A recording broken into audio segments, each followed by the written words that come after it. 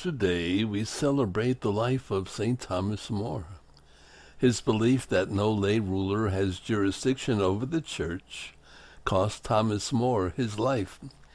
Beheaded on Tower Hill, London on July 6, 1535, More steadfastly refused to approve King Henry VIII's divorce and remarriage and establishment of the Church of England. Described as a man for all seasons, More was a literary scholar, eminent lawyer, gentleman, father of 4 children, and Chancellor of England.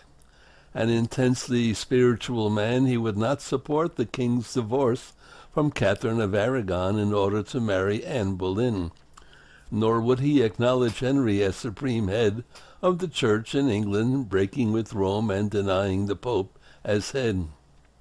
More was committed to the Tower of London to await trial for treason, not swearing to the Act of Succession and the Oath of Supremacy. Upon conviction, More declared he had all the councils of Christendom, and not just the council of one realm, to support him in the decision of his conscience.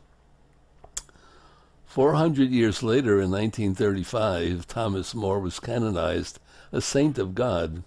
Few saints are more relevant to our time in the year 2023.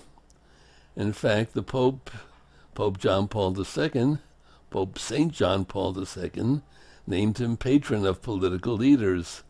The supreme diplomat and counselor, he did not compromise his own moral values in order to please the king, knowing that true allegiance to authority is not blind acceptance of everything that authority wants.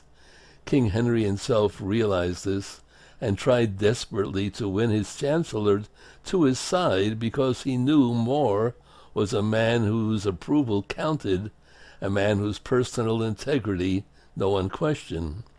But when Thomas More resigned as chancellor, unable to approve the 2 matters that meant most to Henry, the king had to get rid of him. He's the patron saint of attorneys, lawyers, politicians, and public servants. St. Thomas More, a saint and a martyr, which by now I'm sure you know means witness. And so we must all be martyrs, witnesses for the faith. God bless you.